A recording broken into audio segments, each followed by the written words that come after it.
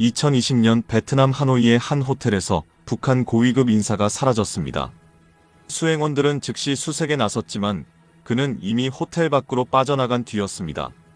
그날 밤 한국 대사관 앞에 한 남자가 나타났습니다.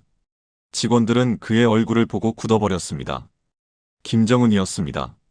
아니, 김정은과 똑같은 얼굴이었습니다. 그는 숨을 몰아쉬며 말했습니다. 자신은 김정은이 아니라고. 그의 대역이라고요. 어떻게 북한에서 최고 지도자의 대역이 존재할 수 있었을까요? 그리고 그는 왜 목숨을 걸고 그곳을 뛰쳐나왔을까요? 이 남자의 진짜 이름은 따로 있었습니다. 하지만 그는 16년 동안 단 한 번도 그 이름으로 불린 적이 없었습니다. 이야기에 앞서 이곳은 잊히면 안 될 이야기들을 기록하는 채널입니다. 구독과 좋아요는 묻힌 이야기들이 세상 밖으로 나오는 힘이 됩니다. 더불어 오늘의 사연자에게 따뜻한 환영의 인사를 댓글로 남겨주신다면 평양 스케치에서 대신 전하겠습니다. 저는 리성호입니다. 지금은 이 이름으로 살고 있지만 오랫동안 저는 이름이 없었습니다. 번호로 불렸습니다. 6호. 그게 제 전부였습니다. 사람들은 북한 최고 지도자를 TV에서만 봅니다. 단상 위에 서 있고 군인들 앞에서 손을 흔들고 미사일 발사를 지켜보는 모습이죠. 그 자리에 진짜 김정은만 섰을 거라고 생각하십니까? 하지만 그건 완전한 착각입니다. 위험한 일정이 있을 때, 건강이 좋지 않을 때, 개인적으로 자리를 비워야 할 때, 그 자리에는 다른 사람이 섰습니다. 저처럼요. 저는 김정은의 그림자였습니다. 걸음걸이, 표정, 말투, 손짓 하나까지. 심지어 체중도 똑같이 맞춰야 했습니다. 거울을 보면 제 얼굴이 아니었습니다. 김정은이 저를 보고 있었습니다. 처음 그 시설에 들어갔을 때를 아직 기억합니다. 화려한 방, 따뜻한 난방, 먹을 것도 넘쳤습니다. 북한에서 그렇게 사는 사람이 얼마나 되겠습니까? 저는 운이 좋다고 생각했습니다. 선택받았다고 생각했습니다. 그런데 이상한 게 있었습니다. 문이 안에서 잠기지 않았습니다. 창문에는 철창이 있었습니다. 밖으로 나가는 건 허락되지 않았습니다. 가족에게 연락하는 것도 금지였습니다. 그런데 저와 같은 사람이 5명이나 더 있었습니다. 처음엔 훈련이라고 생각했습니다. 언젠가 끝나면 나갈 수 있을 거라고. 하지만 시간이 지나면서 알게 됐습니다. 여기서 나가는 방법은 하나뿐이라는 걸요. 그리고 그건 제가 원하는 방식이 아니었습니다. 그걸 깨달은 건 그로부터 얼마 지나지 않아서였어요. 그 전까지 저는 다른 세상 사람이었죠. 평안남도 평성이 고향이에요. 아버지는 공장 기술자였고 어머니는 인민학교 교원이었어요. 핵심 계층이라고는 했지만 겨울이면 방이 얼었고 배급은 늘 모자랐죠. 그래도 굶어 죽지는 않았어요. 그게 다행이라면 다행이었습니다. 21살 봄이었어요. 낯선 차가 집 앞에 섰죠. 검은 승용차였어요. 북한에서 그런 차를 타는 사람이 누구인지는 다들 알았어요. 아버지 얼굴이 하얗게 질렸죠. 어머니는 부엌으로 들어가서 나오지 않았어요. 차에서 남자 셋이 내렸어요. 그중 맨 앞에 선 사람이 박철수 동지였죠. 그때는 이름을 몰랐어요. 나중에야 알게 됐습니다. 그가 누구인지, 어떤 자리에 있는 사람인지. 박철수 동지는 저를 훑어봤어요. 위에서 아래로 천천히. 얼굴을 오래 봤죠. 눈, 코, 입, 턱선. 마치 물건을 고르듯이요. 그러더니 옆 사람에게 고개를 끄덕였어요. 그게 전부였죠. 한마디도 없었어요. 짐 싸시오. 지금 갑니다. 옆에 있던 남자가 말했어요. 어디로 가는지, 왜 가는지 설명은 없었죠. 저는 방으로 들어가 가방을 쌌어요. 손이 떨렸어요. 뭘 싸야 하는지도 몰랐죠. 그냥 눈에 보이는 것들을 넣었어요. 현관으로 나왔을 때 어머니가 부엌 문 앞에 서 있었어요. 아무 말도 하지 않았죠. 그냥 저를 봤어요. 그 눈빛이 아직도 잊히지 않아요. 무언가를 말하려는 것 같았지만 결국 입을 열지 못했죠. 저도 아무 말 못했어요. 그게 마지막이었습니다. 차에 올라타자마자 검은 천으로 눈을 가렸어요. 얼마나 달렸는지 알 수 없었죠. 1시간인지 3시간인지. 차가 멈추고 눈가리개가 벗겨졌을 때 커다란 건물이 보였어요. 담장이 높았고 경비가 삼엄했죠. 철문 앞에 군인들이 서 있었어요. 총을 들고 있었죠. 안으로 들어갔어요. 복도가 길었죠. 창문이 없었어요. 형광등 불빛만 있었어요. 발소리가 울렸죠. 제 발소리와 그들의 발소리가 섞여서요. 방에 도착했어요. 넓었죠. 침대가 있었고, 책상이 있었고, 옷장이 있었어요. 북한에서 이런 방을 가진 사람이 얼마나 되겠어요. 저는 운이 좋다고 생각했죠. 그게 착각이라는 걸 알기까지는 오래 걸리지 않았어요. 다음 날 아침이었어요. 관리원이 데리러 왔죠. 따라가니 넓은 방이 나왔어요. 한쪽 벽에 거울이 있었죠. 커다란 전신 거울이요. 그 옆에 사진 한 장이 걸려 있었어요. 김정은이었습니다. 그때는 후계자로 공식 발표되기 전이었어요. 하지만 내부에서는 이미 준비가 시작됐던 거죠. 관리원이 말했어요. 저분처럼 되어야 한다. 알겠나? 무슨 뜻인지 바로 이해가 안 됐어요. 하지만 곧 알게 됐죠. 걸음걸이부터 바꿔야 했어요. 김정은은 어깨를 살짝 뒤로 젖히고 걸었죠. 저는 그걸 따라했어요. 수백 번을 반복했어요. 표정도 연습했죠. 웃을 때 입꼬리가 얼마나 올라가는지, 손을 흔들 때 각도가 어떤지. 저 말고도 다른 사람들이 있었어요. 5명이었죠. 저보다 먼저 온 사람들이에요. 우리는 서로 이름을 몰랐어요. 알려고 하지도 않았죠. 번호로 불렸으니까요. 1호, 2호, 3호. 저는 마지막이었어요. 6호. 시설 안은 철저했어요. 문은 안에서 잠기지 않았죠.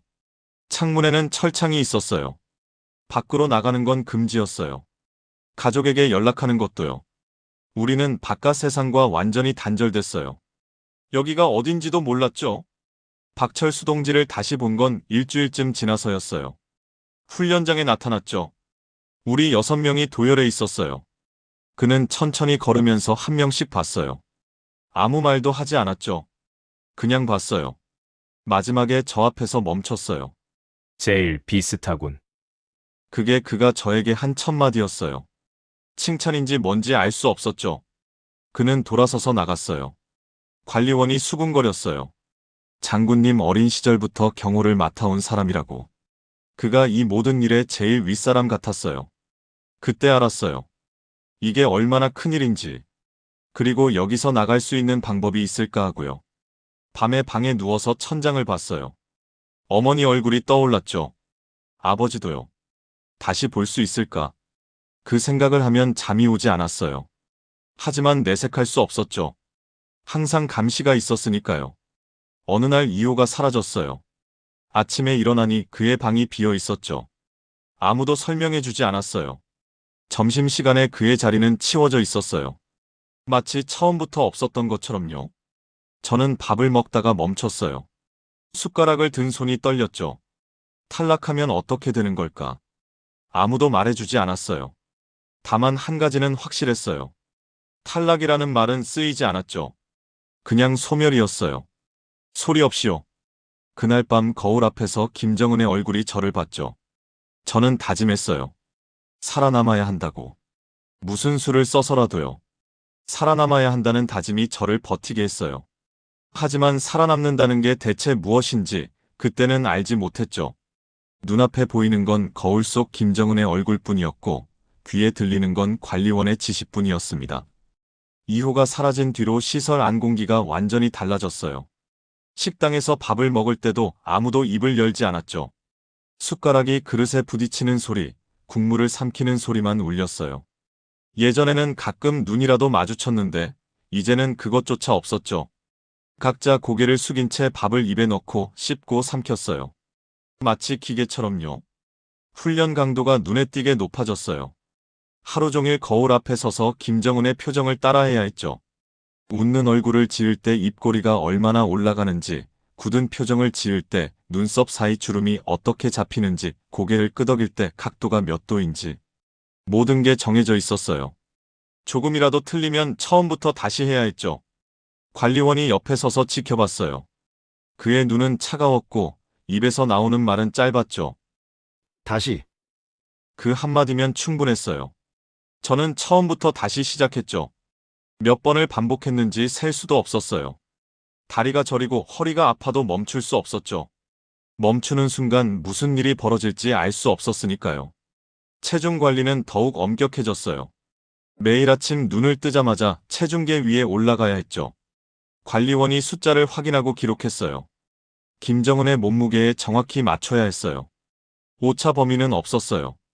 숫자가 조금이라도 다르면 그날 식사량이 조절됐죠. 어떤 날은 밥 반 공기만 먹었어요. 어떤 날은 고기를 2점 더 받았죠.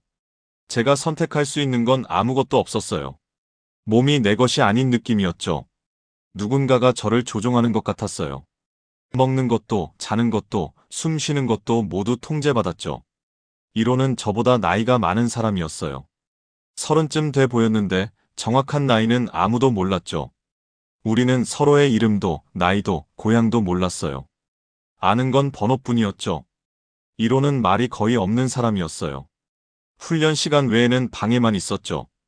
복도에서 우연히 마주치면 고개만 살짝 끄덕이고 지나갔어요. 그게 우리 사이의 전부였죠. 하지만 그의 눈빛은 기억나요.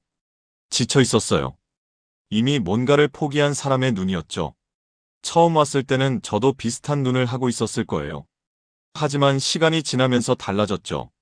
살아남아야 한다는 생각이 저를 붙잡았어요. 1호에게는 그런 게 없어 보였죠. 그냥 하루하루를 버티는 것 같았어요. 목적 없이요. 어느 날 저녁이었어요. 식당에서 밥을 먹고 있는데 문이 벌컥 열렸죠. 관리원이 들어왔어요. 평소와 다른 분위기였죠. 그가 우리를 훑어보다가 한 사람 앞에서 멈췄어요. 1호. 따라 나오시오. 목소리가 낮고 단호했어요. 1호는 숟가락을 천천히 내려놓았죠. 밥그릇에는 아직 밥이 절반이 남아 있었어요. 그는 자리에서 일어났죠. 표정이 변하지 않았어요. 마치 알고 있었다는 듯이요. 관리원을 따라 문 밖으로 나갔어요. 무거운 발소리가 복도를 울렸죠. 그리고 완전히 사라졌어요. 저는 밥을 씹던 동작을 멈췄어요. 입안에 있는 게 목구멍으로 넘어가지 않았어요. 억지로 삼키려 했지만 몸이 말을 듣지 않았어요. 옆에 앉은 사모도 움직임을 멈췄죠. 우리는 서로를 보지 않았어요. 볼 수가 없었죠. 눈을 마주치면 뭔가를 인정해야 할 것 같았어요. 방금 일어난 일이 무엇을 의미하는지요. 다음 날 아침, 저는 평소처럼 복도를 걸어 식당으로 향했어요. 1호의 방 앞을 지나가게 됐죠. 그 방에 역시 2호 때와 같았어요. 아무도 살지 않았던 것처럼 깨끗했죠. 관리원은 평소와 똑같이 행동했어요. 아침 식사 시간을 알리고 훈련 일정을 공지했죠. 1호에 대해서 한마디도 하지 않았어요. 다른 사람들도 마찬가지였어요. 아무도 묻지 않았죠. 물을 수 없었어요. 묻는 순간 자신이 다음이 될 수도 있다는 걸 모두 알고 있었으니까요. 저는 화장실로 가서 세면대 앞에 섰어요. 수도꼭지를 틀어 찬물을 받았죠. 두 손에 물을 담아 얼굴에 끼얹었어요. 차가운 물이 피부에 닿는 순간 정신이 조금 돌아왔어요. 고개를 들어 거울을 봤어요. 김정은의 얼굴이 저를 보고 있었죠. 언제부터 이렇게 됐는지 모르겠더군요. 제 얼굴이 아니었어요. 손을 들어 뺨을 만져봤어요. 분명히 제 손인데 거울 속에서는 김정은이 자기 뺨을 만지고 있었어요. 손이 떨렸어요. 멈추려 해도 멈출 수가 없었어요. 그때부터 저는 숫자를 세기 시작했어요. 남은 사람이 몇 명인지요. 1호가 사라지고 2호가 사라졌죠. 이제 4명이 남았어요.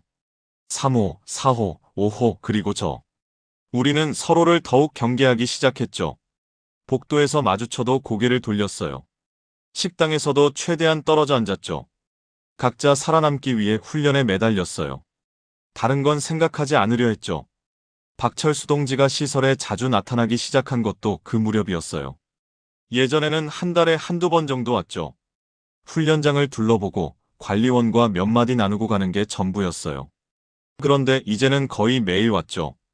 아침부터 저녁까지 시설 안에 머물렀어요. 그가 나타나면 공기가 달라졌어요. 관리원들도 긴장했죠. 목소리가 낮아지고 움직임이 조심스러워졌어요. 박철수 동지는 말이 없었어요. 훈련장 한쪽에 서서 팔짱을 낀 채 우리를 지켜봤어요. 표정이 없었죠. 무슨 생각을 하는지 전혀 알 수가 없었어요. 하지만 그의 시선은 느껴졌죠. 등 뒤에서 날카로운 것이 찌르는 것 같았어요. 훈련에 집중하려 해도 그의 존재가 계속 의식됐죠. 어느 날 훈련이 끝난 직후였어요. 다른 사람들은 먼저 나갔고 저는 거울 앞에서 마무리 동작을 하고 있었죠. 문득 인기척을 느꼈어요. 고개를 돌리니 박철수 동지가 서 있었어요. 언제부터 거기 있었는지 몰랐어요. 발소리가 전혀 안 났거든요. 6호. 그가 저를 불렀어요. 낮고 굵은 목소리였죠. 저는 돌아서서 그를 마주봤어요. 심장이 빠르게 뛰기 시작했어요. 뭔가 잘못한 게 있나? 머릿속이 복잡해졌어요. 체중 관리에 문제가 있었나? 생각이 꼬리에 꼬리를 물었어요. 박철수 동지가 천천히 다가왔어요. 제 앞에 서서 멈췄죠. 그는 저를 위아래로 훑어봤어요. 예전에 처음 만났을 때처럼요. 한참을 그렇게 보더니 입을 열었죠. 체중은 잘 맞추고 있군. 그게 전부였어요. 돌아서서 나가버렸죠. 저는 그 자리에 서 있었어요. 다리에 힘이 빠지는 것 같았죠. 칭찬인지 경고인지 알 수 없었어요. 다만 한 가지는 느꼈죠. 저도 언제든 사라질 수 있다는 거요. 그 누구도 안전하지 않았어요. 김정은의 후계 구도가 점점 확실해지고 있다는 소문이 돌았어요. 시설 안에서 들리는 단어들이 달라졌죠. 예전에는 준비 훈련이라는 말을 썼어요. 이제는 실전, 투입이라는 말이 들렸죠. 관리원들 사이에서 수군거리는 소리가 잦아졌어요. 내용은 알 수 없었지만 분위기로 짐작할 수 있었죠. 뭔가 큰일이 다가오고 있었어요. 그해 가을이었어요. 시설 안에 있는 TV가 켜졌죠. 평소에는 절대 틀지 않았어요. 뉴스도 방송도 우리에게는 허락되지 않았죠. 하지만 그날은 달랐어요. 관리원이 직접 TV를 켰죠. 화면에 김정은이 나왔어요. 아버지 김정일 옆에 서 있었죠. 군복을 입고 있었어요. 조선노동당 중앙군사위원회 부위원장으로 임명됐다는 뉴스였죠. 후계자로 공식 발표되는 순간이었어요. 저는 화면을 뚫어지게 봤어요. 저기 서 있는 사람이 김정은이었죠. 그리고 저는 그 사람이 되어야 했어요. 거울 앞에서 수천 번 연습한 그 얼굴, 그 표정, 그 걸음걸이. 이제 그게 진짜가 되려 하고 있었죠. 옆에 서 있던 사모의 얼굴이 굳어 있었어요. 사오는 고개를 숙이고 있었죠. 오호는 화면에서 눈을 떼지 못했어요. 우리 모두 같은 생각을 했을 거예요. 이제 진짜 시작이구나. 발표 직후 시설 안이 급변했어요. 관리원들이 바쁘게 움직였죠. 회의가 잦아졌어요. 박철수 동지는 아예 시설에 상주하기 시작했죠. 밤늦게까지 불이 꺼지지 않았어요. 어디선가 전화 소리가 들리고 문이 열리고 닫히는 소리가 밤새 이어졌죠. 뭔가가 빠르게 진행되고 있었어요. 하지만 우리에게는 아무것도 알려주지 않았죠. 그냥 훈련만 계속됐어요. 더 강도 높게, 더 오랜 시간 동안요. 그리고 며칠 뒤, 오호가 사라졌어요. 아침 훈련 시간이었죠. 평소처럼 거울 앞에 도열해야 했어요. 3호가 왔고 4호가 왔고 저도 제자리에 섰죠. 하지만 5호는 오지 않았어요. 관리원이 들어왔죠. 우리를 훑어봤어요. 한 자리가 비어 있었죠. 오늘부터 셋이요. 시작하시오. 그게 전부였어요. 5호에 대한 언급 역시 없었어요. 어디로 갔는지 왜 사라졌는지요. 저는 거울 앞에 서서 김정은의 표정을 따라했어요. 하지만 머릿속은 딴 생각으로 가득 차 있었어요. 5호는 어디로 간 걸까? 살아있을까 하고요. 3호는 5호보다 나흘 뒤에 사라졌어요. 저녁 식사가 끝날 무렵 관리원이 들어왔죠. 3호.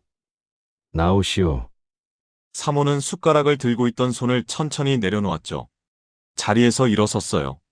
그가 저를 봤죠. 눈이 마주쳤어요. 아주 잠깐이었어요.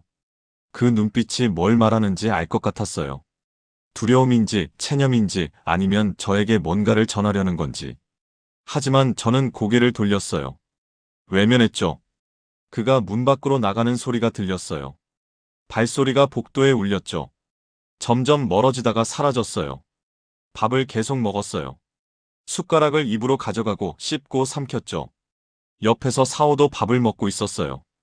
우리는 서로 한마디도 하지 않았어요. 할 수가 없었어요. 할 말도 없었고요. 이제 남은 건 사오와 저 둘뿐이었어요. 둘이서 훈련을 받았죠. 거울 앞에 나란히 섰어요. 같은 표정을 지었죠. 같은 걸음걸이로 걸었어요. 옆에 사오가 있었지만 동료라는 느낌은 없었어요. 우리 둘 중 하나만 남을 거라는 걸 알았던 것 같아요. 경쟁자였어요. 말을 섞을 이유가 없었죠. 사오는 저보다 체격이 좋았어요. 키도 비슷하고 얼굴형도 김정은에 가까웠죠. 솔직히 말하면 저보다 더 닮았다고 생각했어요. 훈련 성적도 좋았죠.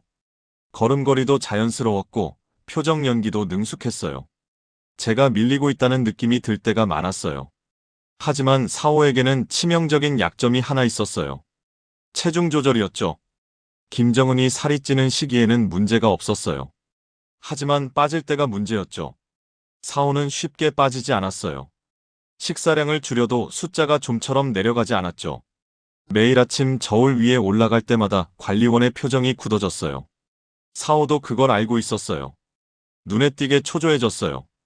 그해 겨울 소식이 전해졌어요. 김정일이 사망했다고요. 시설 안이 술렁였어요.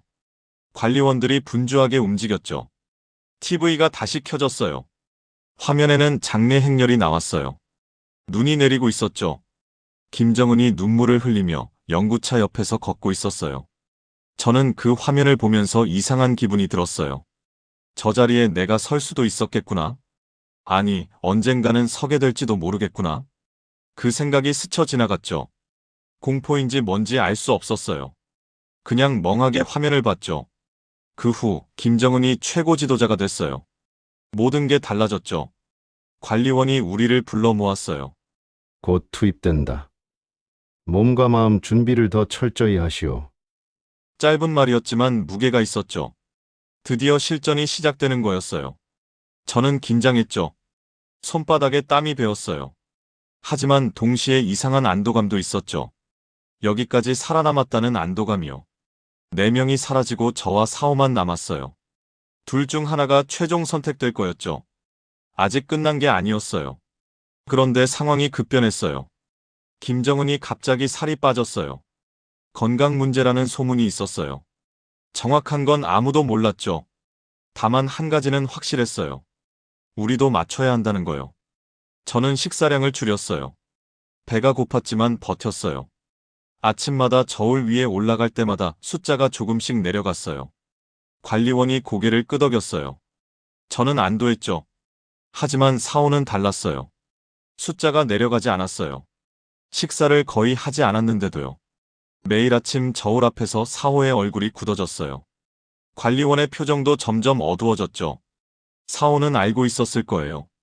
자신에게 시간이 얼마 남지 않았다는 걸요. 어느 날 훈련이 끝난 뒤였어요. 복도에서 사오와 마주쳤어요.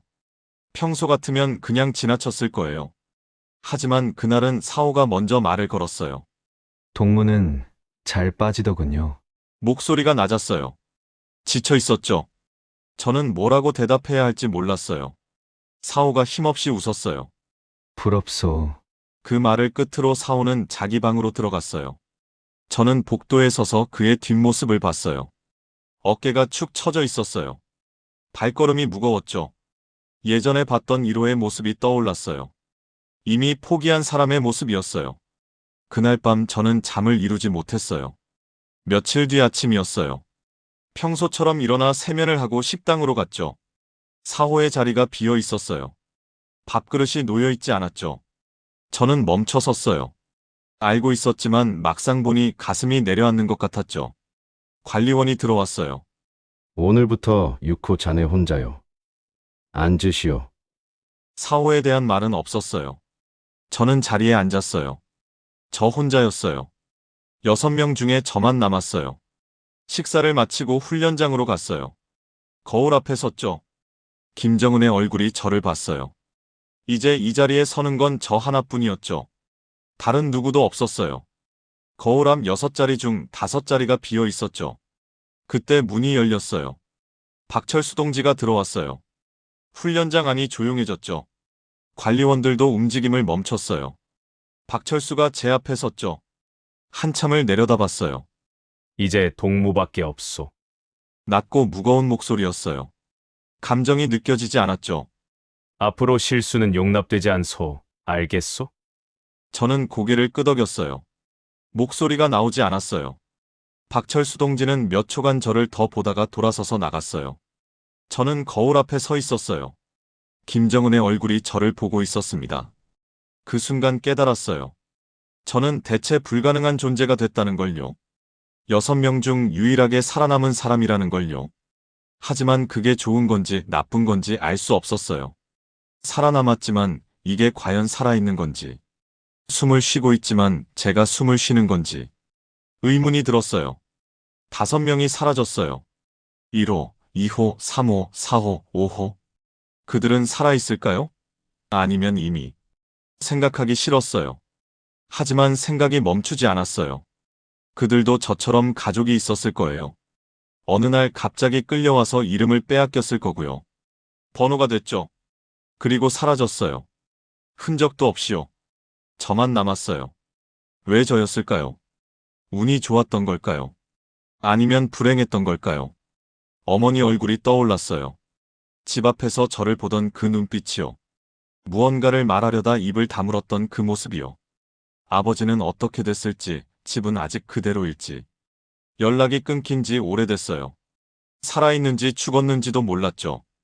밤에 잠이 오지 않았어요. 눈을 감으면 사라진 동료들 얼굴이 떠올랐어요. 그날 밤 꿈을 꿨어요. 어머니가 나왔어요. 집 앞에서 저를 보고 있었어요. 저는 달려갔어요. 어머니, 저예요. 성호. 하지만 어머니는 저를 알아보지 못하는 것 같았어요. 누구시오? 그 말을 듣는 순간 잠에서 깼어요. 온몸이 땀에 젖어져. 심장이 미친 듯이 뛰어 천장을 보면서 숨을 골랐어요. 저는 누구일까요? 리성호일까요? 6호일까요? 아니면 김정은의 그림자일까요? 거울을 봐도 제 얼굴이 아니에요. 이름을 불러도 대답하는 사람이 없었어요. 저는 그냥 여기 있었어요. 숨을 쉬고 밥을 먹고 훈련을 받고. 그게 전부인 그냥 누군가의 삶을 잠시 살아가는 사람. 대타였어요. 그때 처음으로 생각했어요. 이렇게 살다가 죽으면 어떻게 될까 하고요. 아무도 모르겠죠? 리성호라는 사람이 있었다는 것도요. 그가 어떻게 살았는지도 어떻게 사라졌는지도요. 저는 흔적 없이 지워질 거예요. 그 생각이 저를 잠식하기 시작했어요. 밥을 먹어도 맛이 없었어요. 훈련을 해도 집중이 안 됐어요. 거울 앞에 서면 김정은의 얼굴이 저를 비웃는 것 같았죠. 넌 그냥 껍데기라고요. 서서히 무너지고 있었어요. 하지만 내색할 수 없었어요. 감시의 눈이 항상 있었으니까요. 저는 김정은의 표정을 지었어요. 김정은의 걸음걸이로 걸었고 김정은처럼 웃었어요. 하지만 안에서는 뭔가가 부서지고 있었어요. 이게 내 삶일까? 끝까지 이렇게 살아야 하는 걸까? 하는 질문만 있었지 답은 없었습니다. 겉으로는 아무렇지 않은 척하며 훈련도 하고 밥도 먹고 잠도 잤어요. 거울 앞에 서면 김정은의 얼굴이 저를 내려다봤어요. 그 얼굴이 점점 낯설게 느껴지더군요. 내 얼굴인데 내 얼굴이 아니었어요. 누군가의 가면을 쓰고 있는 것 같았죠. 그 무렵 시설 안 분위기가 또 달라졌어요.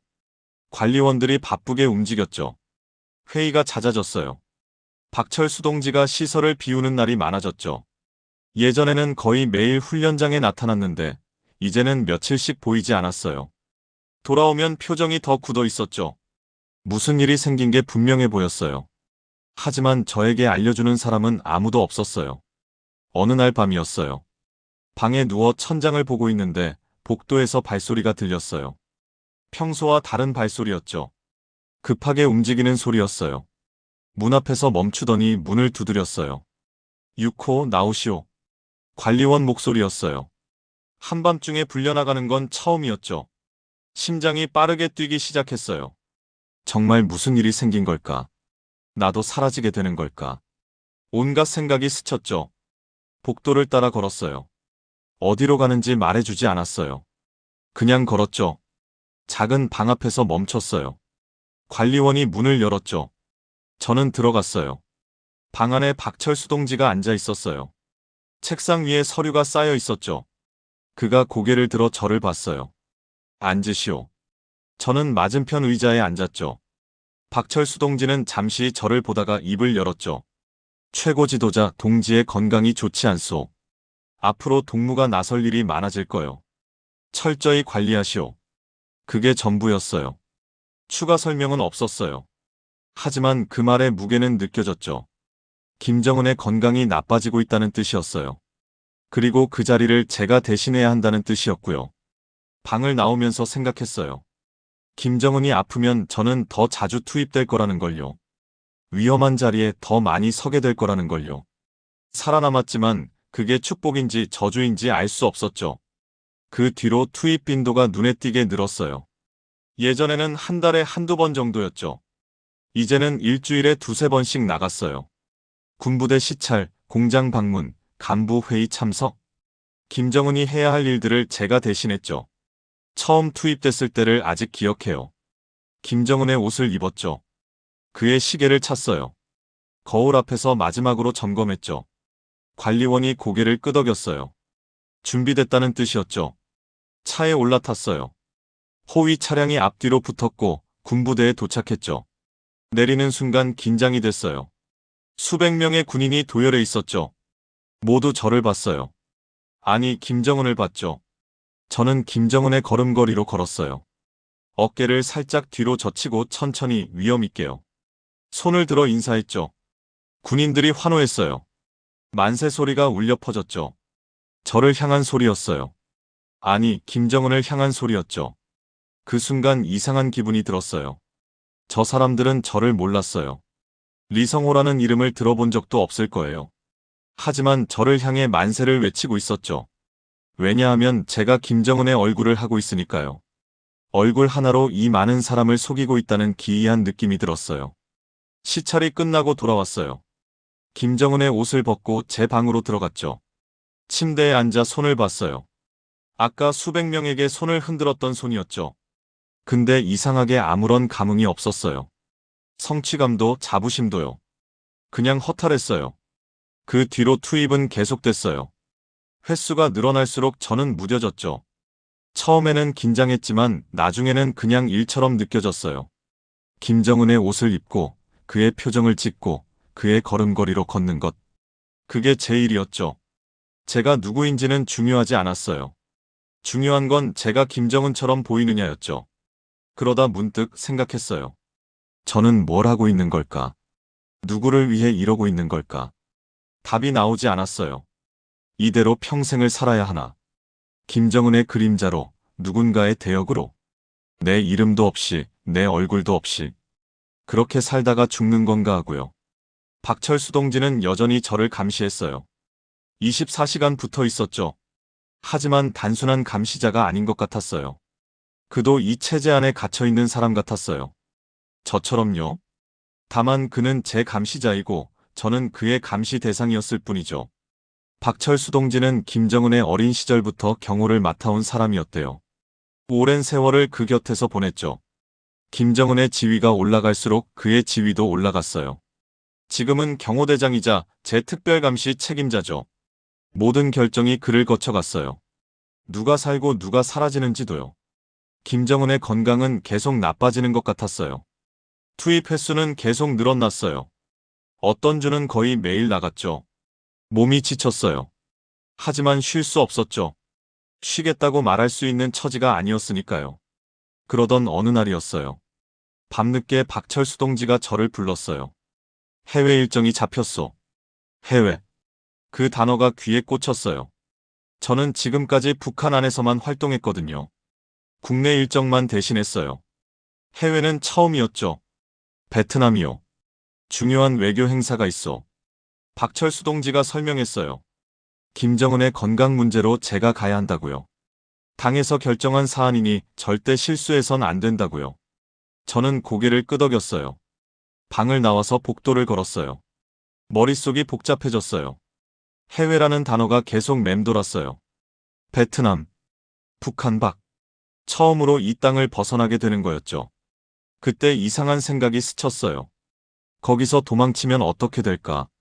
갑자기 튀어나온 생각이었죠. 저 스스로도 놀랐어요. 그런 생각을 해본 적이 없었거든요. 아니, 하지 않으려고 했죠. 위험하니까요. 하지만 한번 떠오른 생각은 쉽게 사라지지 않았어요. 도망치면 어떻게 될까? 가능하긴 한 걸까? 박철수 동지가 24시간 감시하고 있었죠. 경호원들도 붙을 거였어요. 빈틈이 있을 리가 없었죠. 하지만 만약에, 정말 만약에, 저는 고개를 저었어요. 미친 생각이라고 스스로에게 말했죠. 불가능하다고요.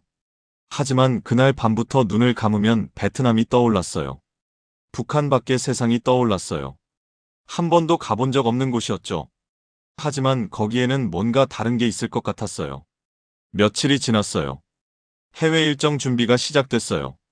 의전 매뉴얼도 전달받았어요. 두꺼운 문서였죠. 어떻게 행동해야 하는지, 누구를 만나는지, 무슨 말을 해야 하는지. 모든 게 정해져 있었어요. 저는 그걸 외워야 했어요. 실수하면 안 됐으니까요. 실수는 곧 죽음이었으니까요. 하지만 매뉴얼을 읽으면서도 다른 생각이 들었어요. 이렇게 철저하게 준비한다는 건 그만큼 중요한 일정이라는 뜻이었죠. 경호도 삼엄할 거였어요. 그래도 틈이 생기지 않을까? 또 그 생각이 들었어요. 출발 며칠 전, 박철수 동지가 저를 불렀어요. 그의 방에서 단둘이 마주 앉았어요. 그는 저를 한참을 보고 있었어요. 긴장돼요? 저는 솔직하게 대답했어요. 긴장된다고요. 박철수는 고개를 끄덕였어요. 그리고 이상한 말을 했어요. 다른 생각은 마시오. 행동은 특히 더 조심해야 할 거요. 무슨 뜻인지 바로 이해되지 않았어요. 하지만 그의 눈빛이 평소와 달랐죠.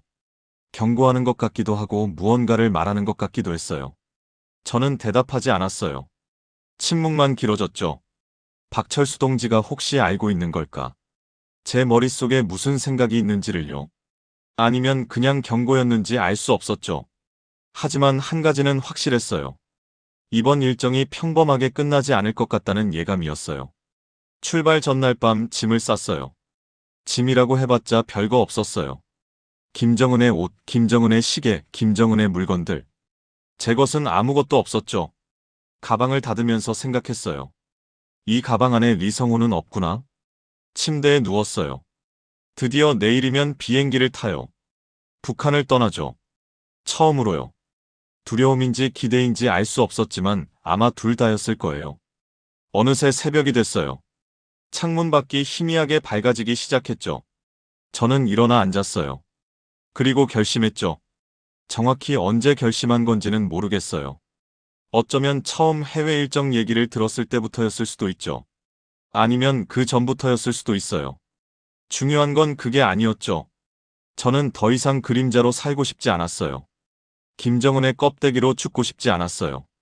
제 이름을 되찾고 싶었습니다. 리성호. 그 이름으로 살고 싶었어요. 그게 어떤 삶인지는 몰랐어요. 하지만 지금보다는 나을 거라고 생각했죠. 아니, 믿고 싶었어요. 출발 시간이라고 관리원이 들어왔어요. 저는 가방을 들었어요. 방을 나서면서 뒤를 돌아봤죠. 이 방에서 얼마나 많은 밤을 보냈는지 몰랐어요. 하지만 이제 끝내고 싶었어요. 어떤 식으로든요. 복도를 걸었어요. 박철수 동지가 기다리고 있었죠. 그는 저를 보고 고개를 끄덕였어요. 저도 고개를 끄덕였죠. 아무 말도 하지 않았어요. 말할 필요가 없었죠. 차에 올라탔어요.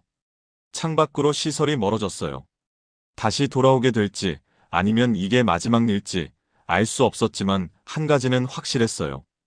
오늘 모든 게 바뀔 거라는 것. 비행기는 하노이 국제공항에 착륙했어요. 저는 이미 김정은이었죠. 제 인민복 안에서 심장이 미친 듯이 뛰고 있었지만 제 걸음걸이는 수백 번 연습한 그 걸음 그대로였습니다. 카메라 플래시가 터졌지만 저는 단 한 번도 카메라를 의식하지 않았죠. 그건 김정은의 방식이었어요. 호텔로 향하는 길은 경호 차량의 행렬이었죠. 도로가 통제되었고 수많은 사람들이 길가에 서서 손을 흔들었어요. 저는 창밖을 보지 않았어요. 박철수 동지가 옆에 앉아 있었어요. 그는 제 몸짓 하나하나를 놓치지 않으려 했죠. 저는 그의 시선이 주는 압박감을 온몸으로 느꼈습니다. 호텔은 화려하고 웅장했어요. 로비를 지나 스위트룸에 들어갔죠. 통창 밖으로 보이는 하노이의 밤은 밝았어요. 북한에서 보던 어둠과는 완전히 달랐어요. 생기가 넘치는 도시였죠. 저는 그 야경을 보며 생각했어요. 저 불빛이 꺼지기 전에 여기서 나가야 한다고요. 잠시 뒤 박철수 동지가 들어왔어요. 그는 방안을 한번 둘러본 뒤 말했습니다. 곧 행사 리허설이 있을 거요. 연회장 구조를 먼저 익히시오. 저는 알겠다고 했어요. 그는 일정표가 적힌 종이를 건넸어요. 행사 시간, 이동 동선, 대기실 위치가 표시돼 있었어요.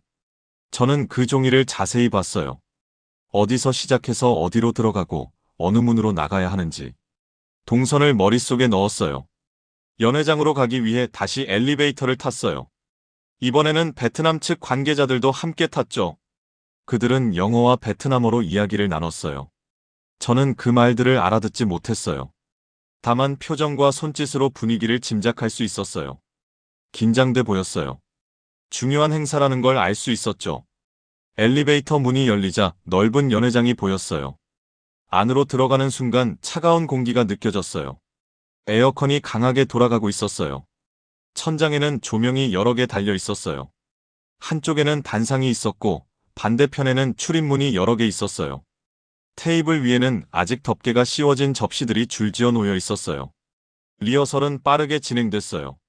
저는 단상 뒤 대기실에서 나와 단상 앞으로 걸어가는 동선을 몇 번 반복했어요. 어느 위치에서 멈춰 서야 하는지, 어디를 바라봐야 하는지, 손을 어떻게 올려 인사해야 하는지 확인했어요. 그 과정에서 저는 연회장 구조를 계속 봤어요. 출입문 위치, 비상구 표시, 복도로 연결되는 문, 사람들의 움직임, 경호원들이 서 있는 자리.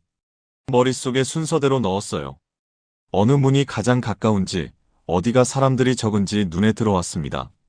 리허설이 끝난 뒤 다시 방으로 돌아왔어요. 잠깐 쉬라는 지시가 내려왔어요.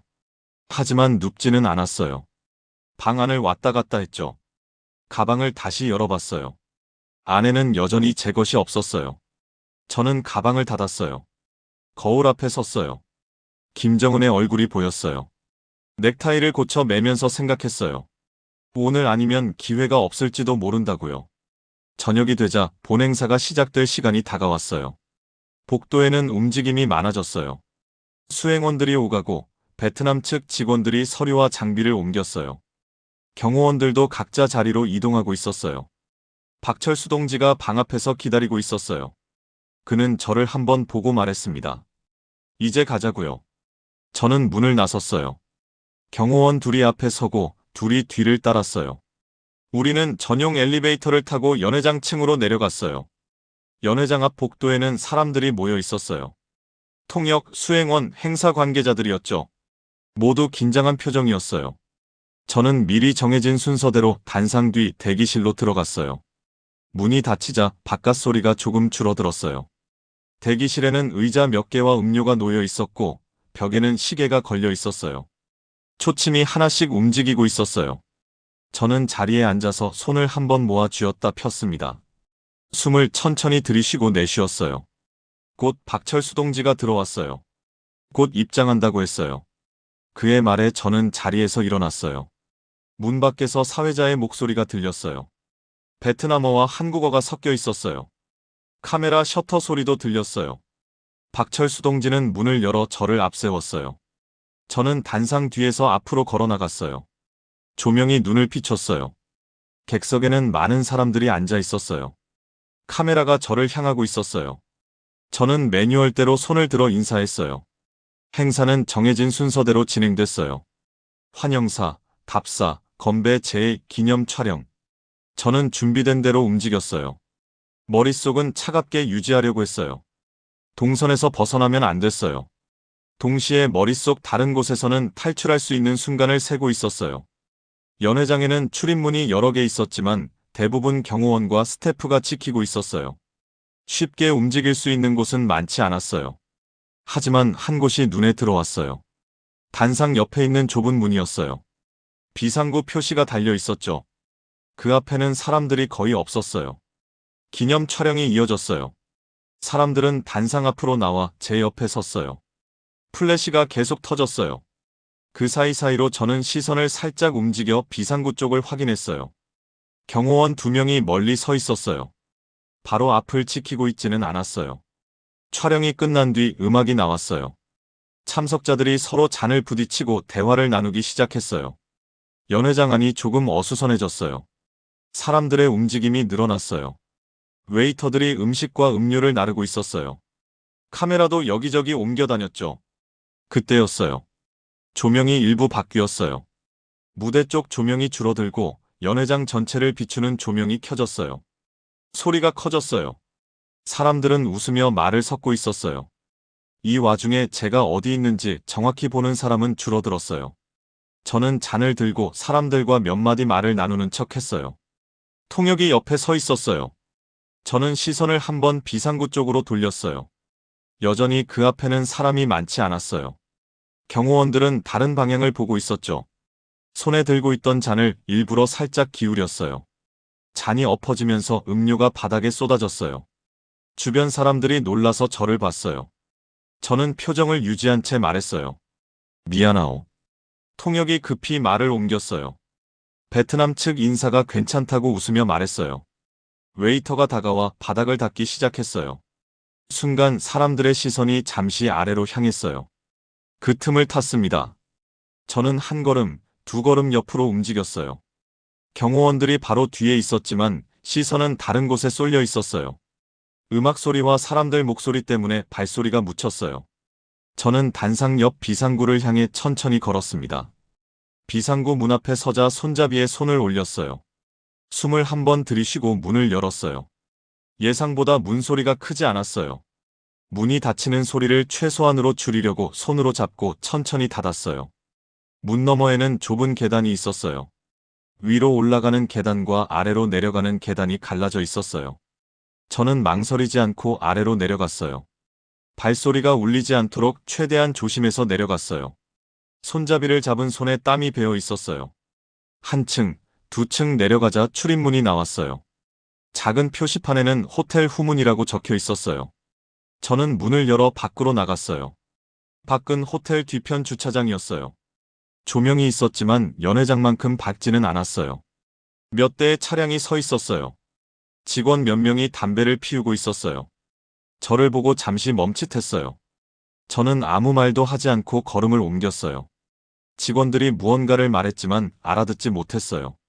저는 고개만 살짝 끄덕이고 지나쳤어요. 그들은 제가 누구인지 정확히 알지 못하는 눈치였어요. 정장을 입은 손님 정도로만 본 것 같았어요. 주차장을 빠져나오자 골목이 나왔어요. 큰 도로와 연결되는 길이었어요. 저는 골목을 따라 뛰기 시작했어요. 구두라서 발이 불편했지만 멈출 수 없었어요. 숨이 거칠어졌어요. 심장이 빨리 뛰었어요. 하지만 멈추지 않았습니다. 골목을 빠져나오자 큰 도로가 보였어요. 차와 오토바이가 많았어요. 오토바이들이 가까이 붙어서 달리고 있었어요. 경적 소리가 계속 들렸어요. 신호등이 깜빡이고 있었어요. 사람들도 길을 건너고 있었어요. 누구는 손에 비닐봉지를 들고 있었고 누구는 휴대전화를 보고 있었어요. 저는 사람들 사이로 파고들어 길을 건넜어요. 구두가 젖은 도로 위에서 한번 미끄러질 뻔했어요. 그때 뒤에서 고함 소리가 들렸어요. 한국어였어요. 제 이름이 아니었어요. 장군님, 이라는 소리였어요. 연회장에서 제가 사라진 걸 눈치챈 거였어요. 저는 속도를 더 올렸어요. 사이렌 소리는 들리지 않았지만 발소리와 고함이 점점 가까워지는 느낌이었어요. 저는 사람들 사이를 비집고 앞으로 나갔어요. 몇 번이나 부딪힐 뻔했어요. 어떤 사람은 화를 내며 저를 쳐다봤지만 사과할 겨를이 없었어요. 얼마나 달렸는지 모르겠어요. 몇 번이나 골목을 돌아 나왔는지 기억이 나지 않았어요. 다만 호텔에서 받았던 대사관 위치 쪽으로 빠르게 움직였어요. 숨이 목까지 차올랐어요. 다리는 무거워져 종아리가 타는 것 같았죠. 그때 멀리서 눈에 익은 깃발이 보였어요. 태극기였어요. 건물 앞에 걸려 있었어요. 그 아래에는 작은 현판이 보였어요. 저는 그쪽으로 방향을 틀었어요. 건물 앞에는 높은 철문이 있었어요. 그 위에 대한민국 대사관이라는 글자가 보였어요. 철문 앞에는 경비가 서 있었고 저는 그쪽으로 달렸어요. 대사관 철문이 눈앞에 다가오고 있었어요. 그런데 뒤에서 발소리가 들렸어요. 굵은 신발 소리. 익숙한 리듬이었어요. 저는 멈췄어요. 철문 앞 몇 걸음 앞에서요. 그 앞엔 박철수 동지가 서 있었어요. 16년 동안 저를 감시하던 그 사람이요. 그의 얼굴은 굳어 있었어요. 눈빛은 예전과 같았어요. 저는 입을 열었어요. 동무, 제발 보내주시오. 부탁이요. 여기서 소란 생기면 어차피 다 들킬 거요. 동무도 같이 갑시다. 어차피 돌아가면 처형 아니오. 제 목소리가 떨렸어요. 박철수 동지는 한동안 아무 말도 하지 않았어요. 그냥 저를 보고 있었어요. 얼마나 시간이 흘렀을까요? 뒤에서는 다른 경호원들의 발소리가 가까워지고 있었어요. 몇 미터 뒤까지 와 있었어요. 그들도 숨을 몰아쉬고 있었죠. 긴장된 공기가 느껴졌어요. 그때 경호원 하나가 달려오고 있었어요. 그 순간 박철수 동지가 아주 작은 목소리로 말했어요. 지금밖에 없소. 뛰시오. 그 말이 끝나자 그는 제 어깨를 잡고 대사관 쪽으로 힘껏 밀었어요. 저는 중심을 잃고 앞으로 내딛었어요. 발이 철문 쪽으로 움직였죠. 철문 앞 경비가 놀란 표정으로 저를 봤어요. 저는 숨을 몰아쉬며 소리를 질렀어요. 북한 사람입니다. 제발 문 열어주시오. 경비가 당황한 기색이었어요. 하지만 상황의 심각성을 느꼈는지 곧 인터폰으로 누군가를 불렀어요. 몇 초 뒤 안쪽에서 사람이 달려나왔어요. 한국어로 서로 짧게 말을 주고받았어요.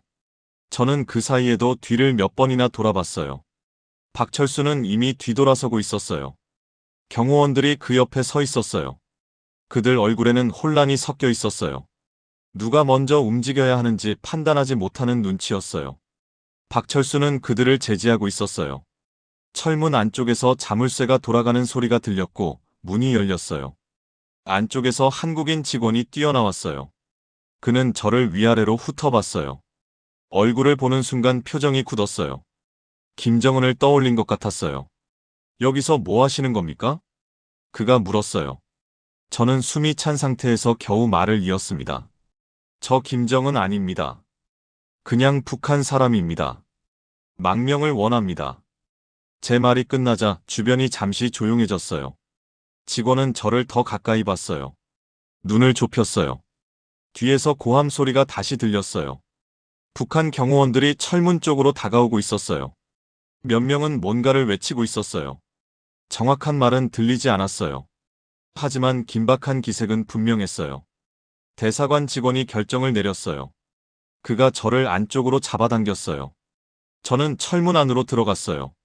발이 경계선을 넘어갔어요. 그 순간 다리가 풀렸습니다.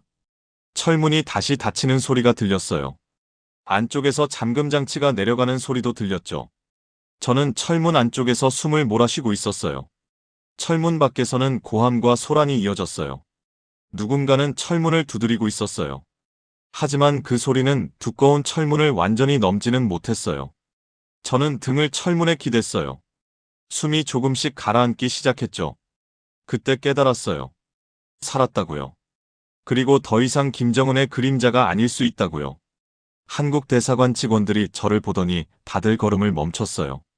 눈동자가 제 얼굴을 따라 움직였어요. 그들의 시선이 어디에 쏠려 있는지 알고 있었어요.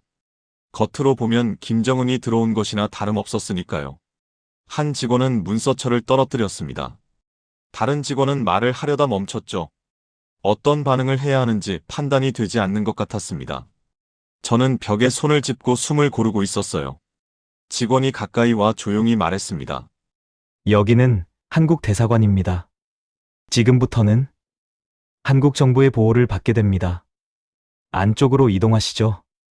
그 말을 듣는 순간 눈물이 터졌습니다. 우리는 건물 안쪽의 작은 방으로 이동했습니다. 직원은 제게 따뜻한 물이 담긴 종이컵을 건네고 나갔습니다. 문이 닫히자 방 안은 조용해졌어요. 저는 컵을 손에 들고 있었지만 손이 떨려 마실 수가 없었습니다. 첫 확인 절차는 간단했습니다. 신원조회였죠. 출신지, 이름, 생년, 탈북 경위. 직원은 종이를 보다가 펜을 멈추는 순간이 많았습니다. 질문이 아니라 확인이라는 절차였지만 표정에는 놀람이 계속 남아 있었어요. 얼굴 때문에 생긴 혼란이었습니다. 제가 말할 때마다 그 혼란이 조금씩 더 커지는 느낌이 들었어요. 그날 밤 저는 대사관 직원 2명과 함께 공항으로 이동했어요. 드디어 한국으로 가는 거였어요. 대기실은 비어 있었고 우리는 일반 승객들과 완전히 분리된 통로를 사용했습니다. 제 뒤를 따라오는 직원의 발걸음이 일정했어요. 아무도 불필요한 말을 하지 않았습니다. 한국으로 가는 비행기 안에서도 마찬가지였어요. 한국에 도착한 시각은 새벽에 가까웠습니다. 도착 게이트는 모두 비어 있었고 밖에는 승합차 2대가 대기 중이었죠.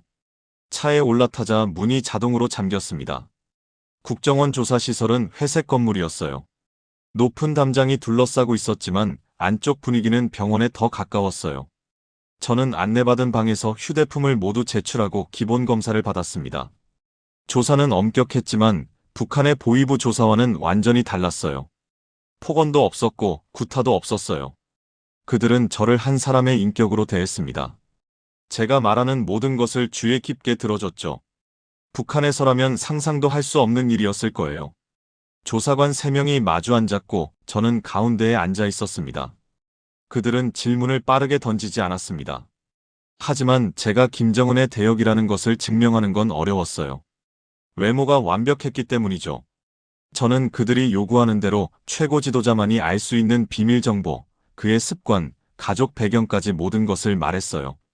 조사관들은 제 말 한마디 한마디를 놓치지 않으려 했죠. 그러면서도 제 얼굴을 보고 다시 문서의 사진을 보고 다시 저를 보았죠. 표정을 바꾸지는 않았지만 그들의 시선이 말을 대신하고 있었어요. 조사관들이 몇 명씩 돌아가며 똑같은 질문들을 계속했습니다.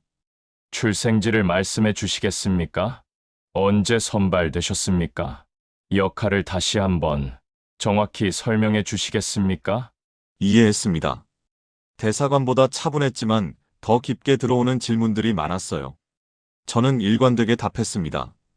2004년에 착출된 일, 대역 훈련, 동료들의 소멸, 해외 일정 투입, 그리고 베트남에서의 탈출. 말이 끝날 때마다 조사관은 기록을 정리했고 가끔 서로 작은 메모를 주고받았죠. 몇 주가 흘렀을까요? 어느덧 조사가 마무리되고 저는 탈북민 보호시설로 옮겨졌습니다. 시설 내부는 생활공간과 교육공간이 분리되어 있었어요. 여기서부터 한국에서의 생활을 배우게 된다는 설명을 들었죠. 며칠 뒤 강의실에 앉아 한국은행 계좌 만드는 법을 배웠어요.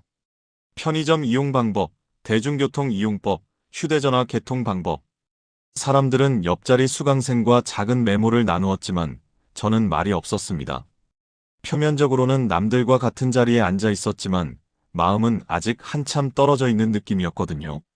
밤에 숙소로 돌아오면 침대에 앉아 손등을 오래 바라봤습니다. 북에서 살던 시간과 지금 사이에 큰 틈이 생겨 있었고 그 틈이 하루하루 더 현실이 되는 것을 느꼈습니다. 시간이 흐르고 시설을 나와 작은 방으로 이사했습니다.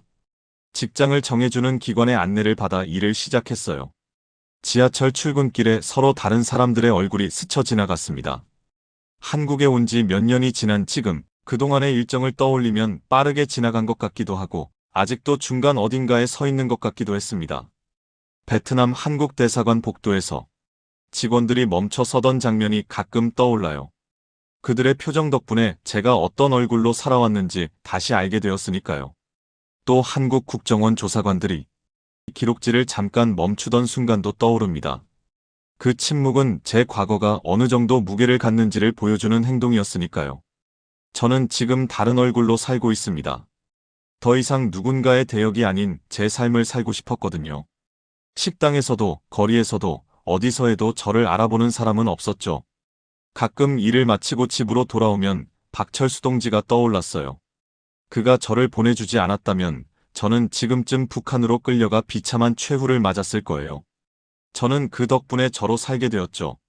하지만 그는 북한에서 어떤 상황에 처했을지, 그 가족 역시 연좌제의 공포 속에서 고통받고 있지는 않을지. 저는 이제 리성호라는 이름으로 새로운 삶을 살아갑니다. 하지만 저는 이 삶이 온전히 행복하지만은 않습니다. 다만 저를 위해 희생한 그에게 빚진 자유를 갚기 위해 이 땅에서 떳떳하게 살아가는 것만이 제가 할 수 있는 유일한 보답이라고 다짐했습니다. 리성호 씨는 이제 새로운 삶을 살고 있습니다. 그가 북한 최고 지도자의 대역이었다는 사실을 아는 사람은 극소수에 불과합니다. 그는 이제 김정은의 얼굴을 버리고 자유로운 리성호의 얼굴로 살아갑니다. 그의 탈북은 단순한 도피가 아니었습니다. 그것은 한 개인이 자신의 정체성을 되찾기 위해 절대권력의 그림자를 스스로 지워버린 사건이었습니다. 그는 16년 동안 자신의 이름 대신 번호로 자신의 생각 대신 수령의 대사를 외우며 살았죠. 하지만 그는 가장 위험한 순간 그 모든 것을 버리고 리성호라는 세 글자를 선택했습니다. 이 이야기는 우리에게 존재와 자유의 가치를 묻습니다. 북한에서 리성호 씨는 최고의 경호와 보장을 받았지만 이름 없는 죄수였습니다. 한국에서 그는 평범한 탈북민 중 한 명이 되었지만 자신의 이름을 가진 온전한 주인이 되었습니다. 그는 오늘도 한국의 밝은 거리를 걸으며 자신에게 주어진 두 번째 삶을 감사하게 여기며 살아가고 있습니다. 그는 자신의 이름으로 살아가는 평범한 일상이 누군가에게는 목숨을 걸어야만 얻을 수 있는 가장 큰 축복이었다는 것을 잊지 않겠다고 했습니다. 여러분은 지금 어떤 이름으로 살아가고 있습니까? 하루 중 가장 자유롭다고 느끼는 순간은 언제인가요? 평양 스케치는 앞으로도 잊히면 안 될 이야기들을 기록하겠습니다. 구독과 좋아요는 더 많은 이야기를 전하는 힘이 됩니다. 시청해주셔서 감사합니다.